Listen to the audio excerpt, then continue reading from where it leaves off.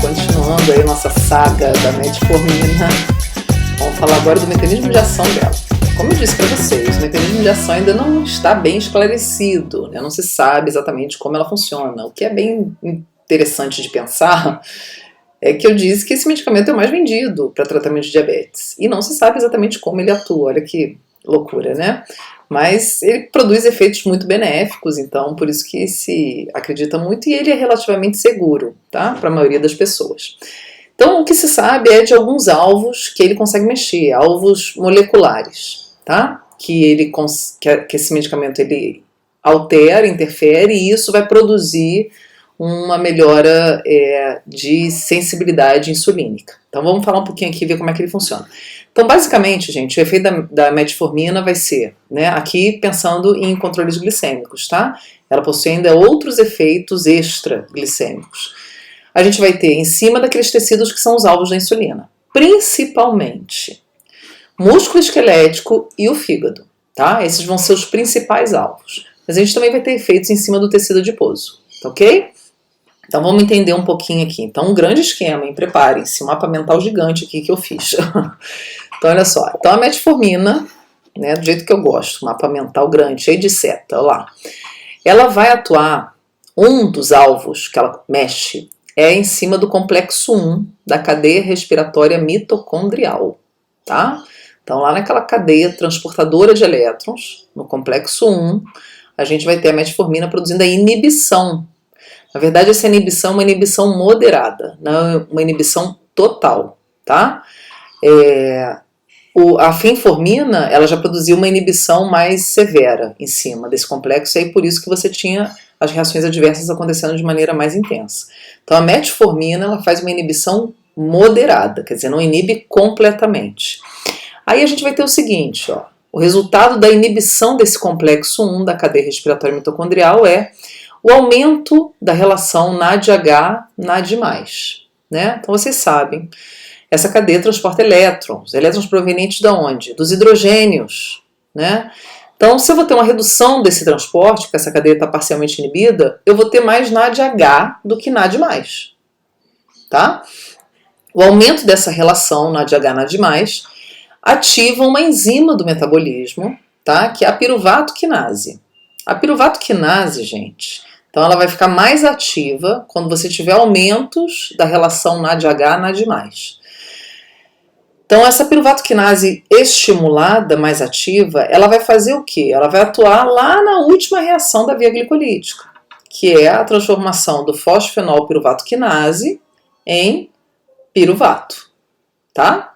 Então a gente vai ter, né, o PEP, que eu não sei se vocês lembram, ele é a principal via para reverter a glicólise para a gliconeogênese, né? Então aqui a gente está forçando ele para piruvato, e essa é uma reação irreversível, ou seja, você não tem, a partir daí, indiretamente você bloqueia a gliconeogênese de acontecer. E aí esse piruvato, a gente sabe, ele vai seguir depois, né, para ciclo de Krebs, então a gente vai ter uma estimulação da via glicolítica, né, já que é uma reação irreversível, né, é um ponto de controle da via. E aí se a gente aumenta essa glicólise, a gente sabe, a gente vai diminuir a glicemia, porque a gente está transformando mais glicose em ATP, tá? Bom, gente, essa redução da glicemia leva à diminuição da glicotoxicidade, a gente sabe, e isso diminui as complicações, né? Quanto mais glicose, mais a gente vai ter aquelas glicações não enzimáticas que a gente vai ter, né? Vai observar, degenerações glicogênicas, via de poliol, enfim. A gente falou disso. Então, você reduz todos esses efeitos tóxicos produzidos pela hiperglicemia, que a gente chama isso de glicotoxicidade, tá? Essa glicotoxicidade também ela atinge as células beta-pancreáticas, então você melhora a secreção de insulina, né? Na verdade, então você vai ter efeitos assim, a partir dessa ação, isso vai ser reverberado em outros efeitos, né? Porque você diminui essa glicotoxicidade. Esse aumento da glicólise, gente, também vai produzir um aumento de captação de glicose, principalmente se a gente pensar no fígado, né? Lembra, a captação de glicose pelo fígado, ela acontece graças à difusão, né? Através de GLUT2, que independe de insulina, mas para que a glicose entre no hepatócito pelo GLUT2, você precisa ter um gradiente favorável. Então, quanto mais glicose você queima, vamos dizer assim, dentro da célula, menos vai ter dentro da célula, mais do lado de fora, mais glicose é captada, tá? E a gente sabe, quanto mais glicose é captada, mais glicólise acontece dentro da célula, né? E aí o complexo, então por isso que eu botei a seta para cima e para baixo, tá vendo? Nos dois sentidos.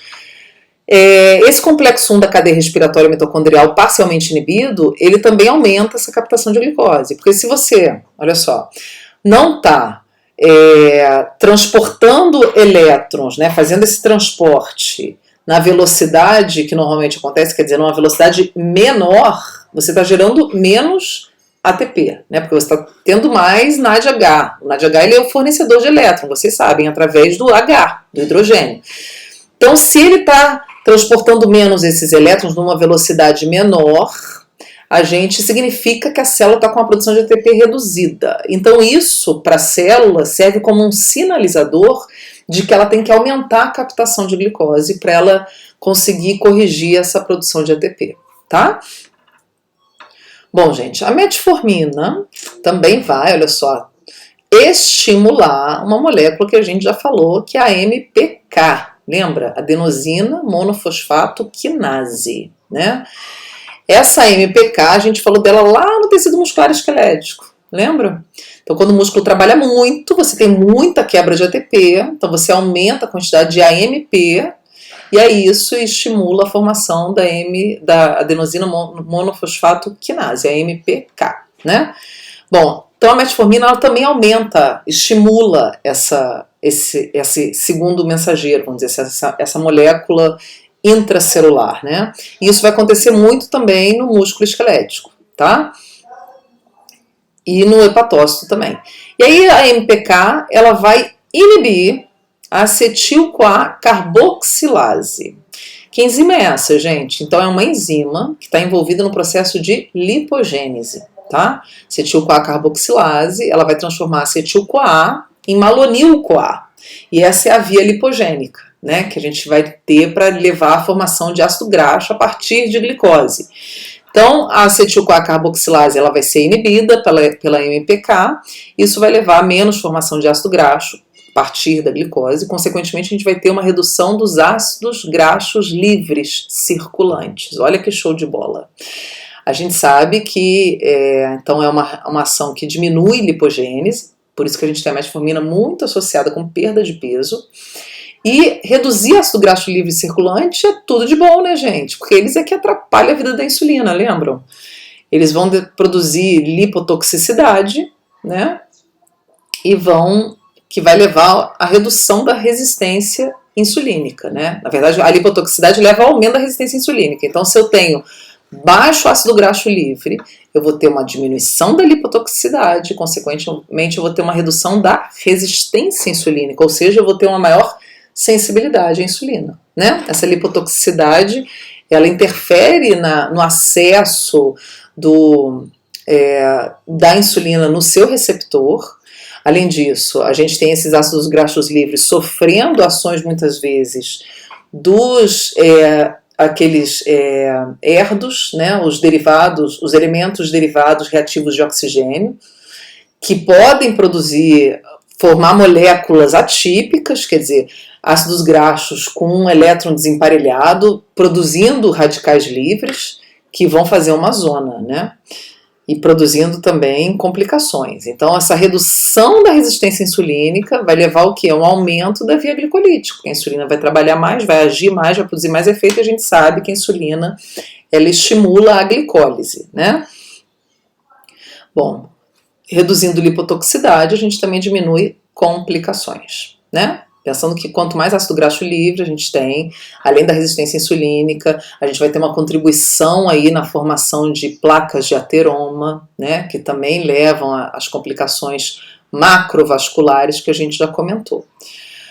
Bom, gente, Então, se a gente tem pouco menos ácido graxo livre, a gente também vai ter menos substrato para quê? Para gliconeogênese, tá? Então, a gliconeogênese vai acontecer em menor intensidade e isso vai contribuir para quê? Redução da glicemia. Então, a gente diminui a PEG, diminuindo ácido graxo livre, tá bom? Bom, além disso, a MPK também vai inibir um fator de transcrição chamado SREBP1. Esse fator de transcrição, gente, ele está associado à estimulação de genes lipogênicos, ou seja, ele leva à formação, à síntese e ativação de enzimas que estão associadas à lipogênese, tá? Então, se a gente tem ele sendo inibido, a gente vai ter menos lipogênese acontecendo. E a gente vai ter também menos da produção daquelas citocinas que estão associadas à resistência insulínica, aquelas citocinas do tecido adiposo, lembram delas? Que a gente chama de adipocinas. Então, e a gente vai ter um aumento daquelas que vão agir no sentido contrário, que produzem sensibilidade insulínica, que é o caso da adiponectina. Então, nesse caso, a gente vai ter a adiponectina sendo mais expressa, quando esses SREBP1 ele está inibido, a gente vai ter mais adiponectina, consequentemente a gente vai ter mais sensibilidade insulínica, tá? Que ela vai atuar no sentido contrário da resistina e da leptina, lembra que a gente comentou? Bom, e aí a gente vai ter, claro, a insulina agindo mais, redução da glicemia, né? Além disso, gente, a metformina ela também reduz o transporte de lactato e alanina, que são importantes substratos para quê? Para gliconeogênese. Então ela vai atuar reduzindo a entrada dessas moléculas, né, no hepatócito. Então é uma ação na membrana do hepatócito, no transportador de lactato e alanina, né? A alanina é um aminoácido. E o lactato vai ser produzido pelas hemácias. Então ela vai diminuir o que é a gliconeogênese hepática, contribuindo ainda mais para a redução da glicemia. Além disso, gente, um aspecto importante é que a metformina ela também aumenta muito o metabolismo das hemácias, dos eritrócitos. E vocês sabem que o metabolismo das hemácias ele só apresenta a via glicolítica porque as hemácias não têm mitocôndrias. Então, o que acontece? Elas são importantes formadoras de lactato, né? Então, você tem um aumento da produção desse lactato, só que a gente vai ter esse lactato não sendo transportado para o hepatócito ou sendo transportado em menor quantidade, tá? E isso é importante porque você diminui a neoformação de glicose a partir dele, né? Bom, então a gente tem essa redução do transporte do lactato, tem mais formação de lactato pelas hemácias, porque a metformina estimula mais isso, né? A glicólise, isso vai acontecer lá na hemácia. E você vai ter então, já que ele vai ser formado mais, né, e vai ser menos transportado para o hepatócito, você tem um aumento das concentrações plasmáticas de lactato. E aí isso pode predispor o indivíduo a uma acidose lática, que é o que a fenformina fazia, tá? A metformina, como ela faz uma inibição moderada, a chance do indivíduo produzir acidose lática utilizando esse medicamento é muito baixa, tá? Então ele não tem um risco muito acentuado, a não ser que ele já tenha outros fatores que predispõem a isso, como por exemplo insuficiência renal, insuficiência respiratória, uma doença respiratória, quer dizer, os centros de controle do pH estarem comprometidos, aí sim, aí você pode ter um risco maior associado, vai depender da saúde da pessoa, mas o medicamento por si só não, tá? O risco não é baixíssimo. O piruvato, a gente sabe, né? Ele também é convertido a lactato através da fermentação lática. Então, se você tiver comprometimento de oxigenação de um tecido, você vai ter isso acontecendo, vocês sabem, né? É a chamada metabolismo anaeróbio. Então, basta ter um bom oxigênio chegando que a gente não vai ter esse lactato sendo formado, tá? O problema é se tiver alguma restrição circulatória ou um indivíduo com uma restrição ventilatória, enfim, pode ser local ali, mas pode ser sistêmico, aí você vai ter essa produção acontecendo. Um comprometimento do oxigênio, né, situação de hipóxia. E aí a gente pode ter a acidose lática se manifestando, tá, gente? Então vai ser nessas condições, né? Bom, essa é a primeira parte. Então esse mecanismo aí, né, tentei fazer de uma forma que desse para visualizar melhor os elementos, é claro que eles se cruzam, Mas a gente continua no próximo vídeo, falando mais algumas coisas assim, separado para não ficar um bololô só aqui, tá bom, gente? Então a gente se vê.